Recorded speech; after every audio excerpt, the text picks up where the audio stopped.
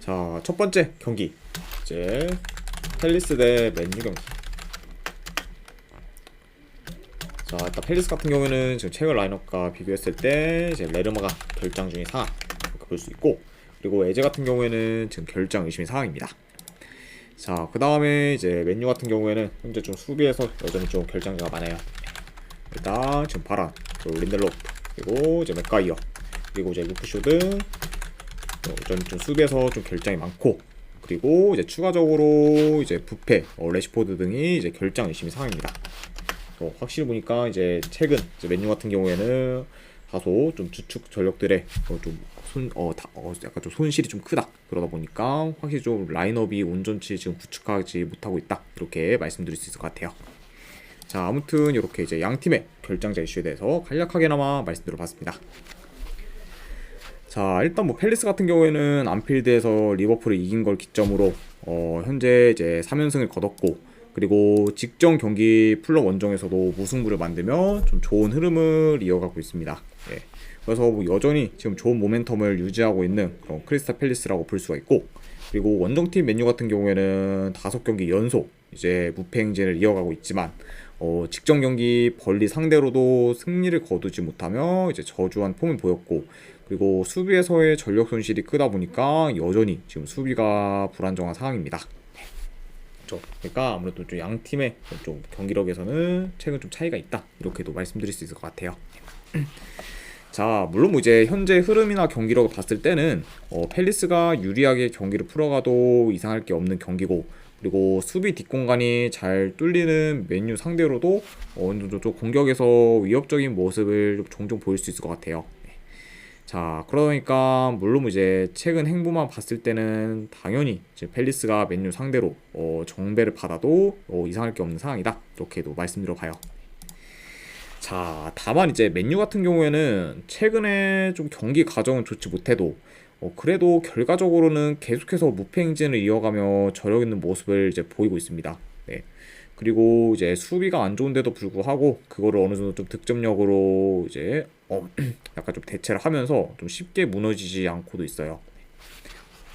자, 그러다 보니까 약간 지금 물론 이제 팰리스가 이제 현재 뭐 흐름이나 폼 봤을 때는 뭐 맨유까지 잡아도 전혀 이상할 게 없는 경기긴 하지만, 맨유가 좀 가정에 비해서 결과적으로 지금 지고 있지 않는 그런 좀 경기들을 계속해서 치르고 있기 때문에 이런 점을 고려했을 때 이번 경기에서 뭐 맨유가 좀 쉽게 무너질 것 같다, 이렇게 보기는 다소 애매하지 않나 생각을 해봐요. 자, 그리고 이제 팰리스 같은 경우에는 남은 리그 경기 결과가 크게 의미가 없지만 맨유 같은 경우에는 현재 5위까지 노려볼 수 있는 상황이기 때문에 동기부여 면에서도 차이가 있을 수 있습니다. 네. 자, 그래서 이런 점들을 좀 고려했을 때 그래도 여기에 지금 뭐 맨유가 확실히 좀 경기 과정이 안 좋고, 그리고 주축 선수들의 결장이 좀 많다고는 볼 수 있지만 그럼에도 뭐 팰리스 정배 사이드를 보는 거는 다소 이제 애매하지 않나 한번 생각을 해봐요. 게다가 이제 팰리스가 뭐 최근 폼이 좋긴 하지만 언제 그런 폼이 좀 떨어져도 전혀 이상할 게 없는 팀이기 때문에 이거는 뭐 약간 그런 점 플러스 뭐 약간 네임드적인 부분까지 고려를 해서 요 맨유 사이드로 접근하도록 하겠습니다. 그래서 저는 이 경기는 분석 결과로 봤을 때는 맨유 프랜승 보는 경기. 자, 그리고 3.5 기준은 이거는 배당 대비했을 때 오버사이드 보는 경기로 가져와 보도록 할게요. 그래서 맨유 프랜승의 3.5 기준 오버로 이거는 접근해 보도록 하겠습니다. 자, 그 다음에 이제 두 번째 경기 살레르타나 대 아탈란타. 자, 일단 뭐 살레르 같은 경우에는 현재 이제 주전 골키퍼인 오초아를 포함 이제 공격수 디아, 그리고 카스타노스, 그리고 이제 마조레 등 그 주축 선수들의 결장이 많습니다. 이렇게 볼 수가 있고, 그리고 아탈란타 같은 경우에는 지금 주전 수비수인 콜라시나츠 정도가 결장 중인 상이네요. 아무튼 이렇게 좀 양 팀의 좀 결장자 이슈에 대해서 간략하게나마 말씀드려봤습니다. 자, 일단 이제 살레르 같은 경우에는 현재 3연패 중으로 하락세를 타고 있고 올해 아직까지 이제 승이 없는 상태예요. 네, 그러니까 지금 지난 시즌에 비해 좀 폼이 대체적으로 많이 떨어진 그런 살레르라고 볼 수가 있고, 그리고 원정팀 아탈란타 같은 경우에는 직전 유로파리그 4강전에서 마르세유 상대로 원정에서 무승부를 거두며 만족할 만한 결과를 이제 만들었습니다. 네. 자, 그리고 지금 유로파리그뿐만 아니라 리그에서도 현재 6위로 이제 5위권 진입도 노려볼 만한 상황이라고 볼 수 있어요. 그죠? 그래서 지금 현재 아탈란타 같은 경우에는 유로파리그 우승도 지금 노릴 수 있고, 그리고 이제 리그 순위로도 챔스 진출을 이제 좀 노려볼 수 있는 상황이기 때문에 잘만 하면은 좀 두 마리 토끼 다 좀 이룰 수 있지 않을까 생각을 해봅니다. 자, 아무튼 이렇게 좀 양 팀의 최근 상황에 대해서 간략하게나마 말씀드려봤네요.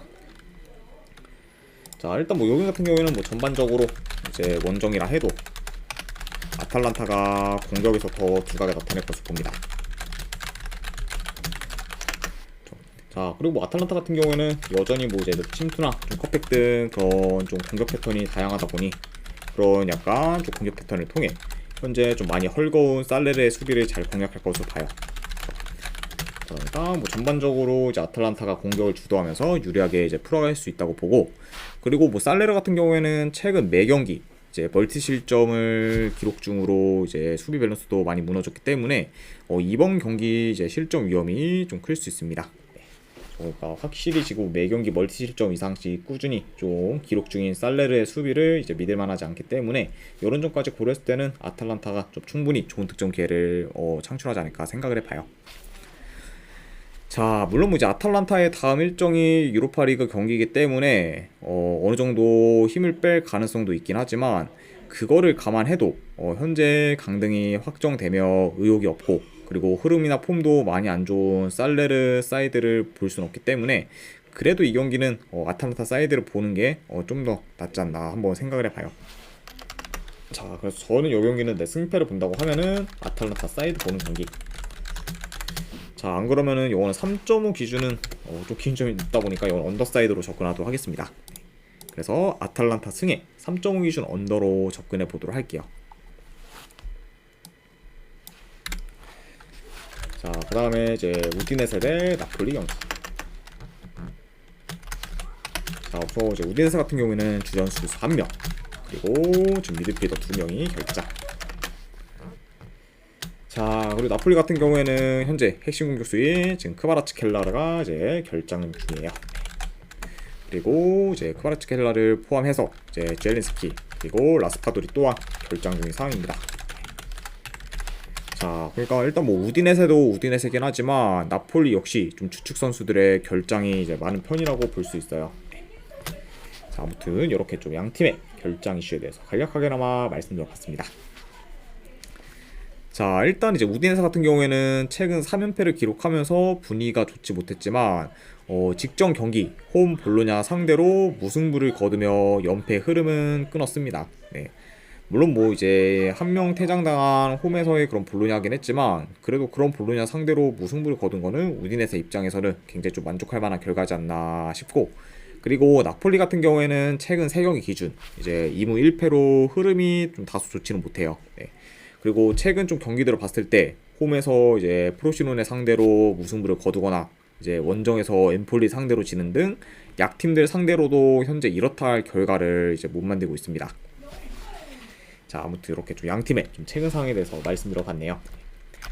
자, 일단은 요 경기도 좀 경기 양상을 봤을 때, 자, 우디네세가 워낙 지금 점유율이 많이 낮다 보니 전체적으로 나폴리가 좀 점유율을 높게 가져갈 것으로 봐요. 그리고 뭐 공격에서도 충분히 이제 좀 나폴리가 주도할 것으로 봅니다. 물론 이제 크바라츠켈라의 결장이 좀 뼈아프긴 하지만 그래도 현재 뭐 우디네세의 공격진보다는 더 좀 뛰어난 그런 나폴리이기 때문에 약간 그래도 공격에서는 뭐 주도를 하면서 좀 더 두각을 나타낼 수 있다, 이렇게 좀 말씀드릴 수 있습니다. 자, 다만 근데 나폴리가 유독 이번 시즌 경기력 기복이 심하기 때문에 이번 경기에서도 삽질할 가능성을 어느 정도 염두는 해둬야 돼요.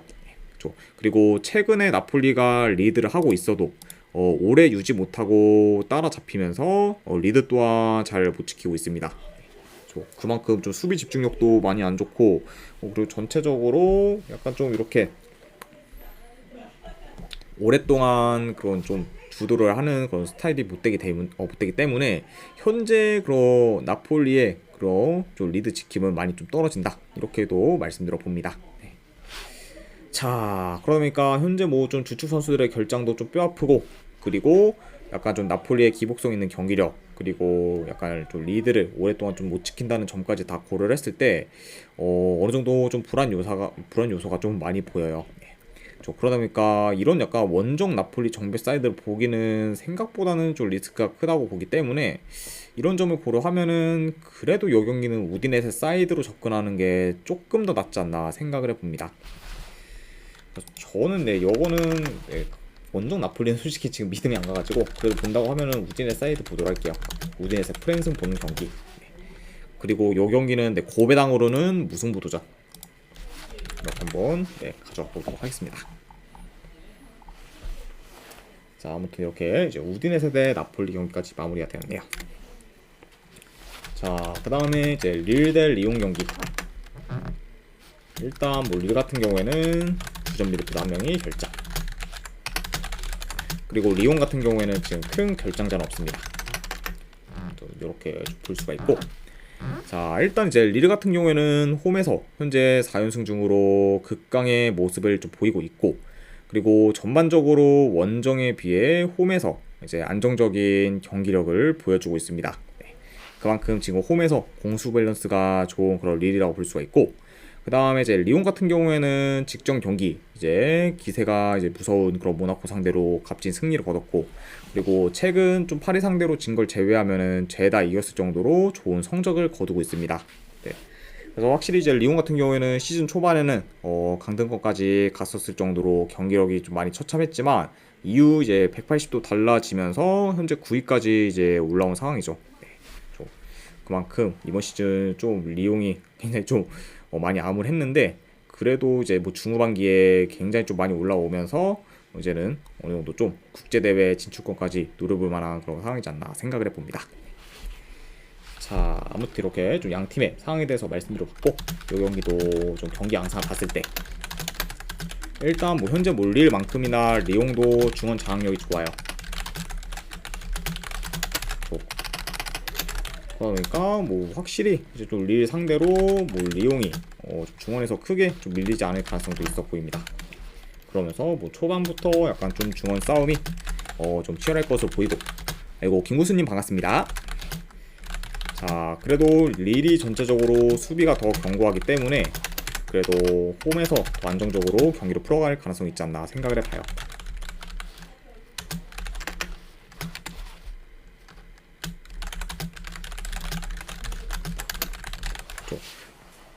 아이고, 반갑습니다 구수님. 네.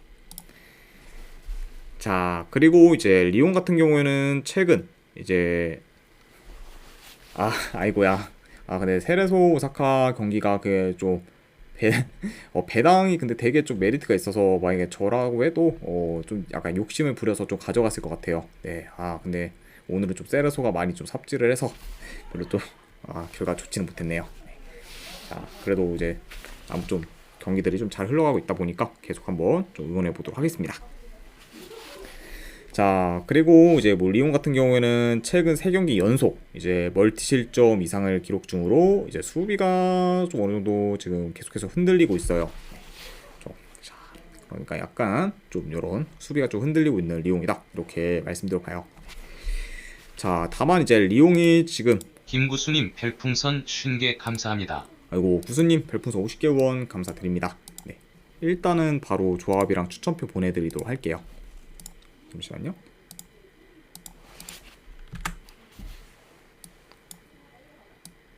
네. 방금 보내드렸으니까 쪽지 한번 확인해 보시기를 권유드립니다.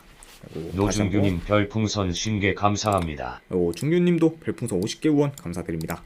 네. 일단은 바로 오늘 조합이랑 추천표 보내드리도록 할게요.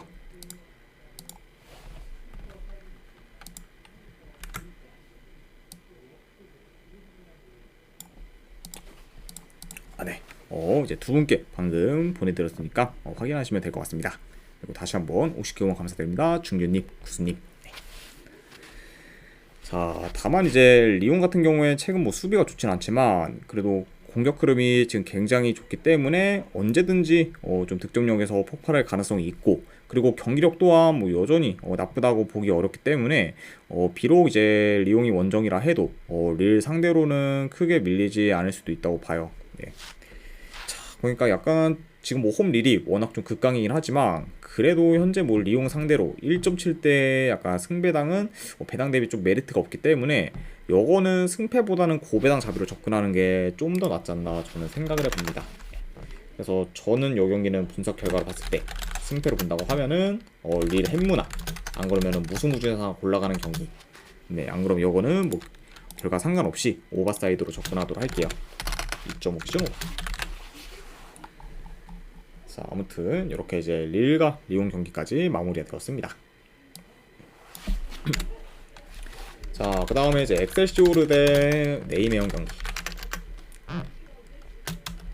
자, 우선 엑셀시오르 같은 경우에는 주전 풀백 1명, 그리고 지금 윙어 1명이 결장 중입니다. 자, 그 다음에 이제 네이메온 같은 경우에는 주전 풀백 1명이 결장 중이네요. 자, 아무튼 이렇게 이제 양 팀의 결정자 이슈에 대해서 간략하게나마 말씀드려봤습니다. 자, 우선 이제 엑셀시오르 같은 경우에는 2달 넘게 승이 없다가 이제 최근 폴란드 상대로 대승을 거두며 이제 무승 흐름을 끊었고, 그리고 직전 경기 아약스 상대로 원정에서 무승부를 거두며 이제 기대 이상의 결과를 만들었습니다. 네. 확실히 지금 이제 엑셀시오르 같은 경우에는 시즌이 끝나가니까 조금씩 좀 살아나는 모습을 보여주고 있고, 그리고 뭐 이제 엑셀시오르뿐만 아니라 최근 강등권 팀들이 하나 둘씩 좀 살아나고 있죠. 네. 뭐 바로 이제 뭐 직전 경기 뭐 발베이크도 헤라클레스 홈에서 이제 5대0 대승을 거두며 좀 말도 안 되는 스코어를 좀 만들었고, 약간 좀 그러면서 확실히 좀 이제 강등에 유력한 팀들이 좀 조금씩 살아나고 있다, 이렇게 말씀드려 봅니다. 자, 그리고 이제 네이명 같은 경우에는 최근 FA컵 결승전에서 뭐 페예노르트 상대로 지면서 이제 아쉽게 우승을 못했고, 그리고 직전 경기 알크마르 상대로 홈에서 3대0 대패를 당하며 굉장히 좀 무기력한 모습을 보였습니다. 네. 그러니까 확실히 좀 최근 이제 네이명 같은 경우에는 이전에 비해 좀 어느 정도 모멘텀이 좀 떨어진 감이 있지 않나 생각을 해봐요. 그러니까 약간 좀 양 팀의 흐름도 다소 좀 상반되어 있는 상태라고 이제 볼 수 있을 것 같습니다. 자, 일단은 이제 경기 양상을 봤을 때 어느 정도 좀 템포 빠른 경기로 흘러갈 수 있다고 봐요. 그리고 양 팀 다 기본적으로 수비가 그렇게 뭐 좋은 편이 아니기 때문에 어느 정도 좀 득점 기회만 잘 살리면 다득점 양상으로도 흘러갈 가능성이 있어 보입니다.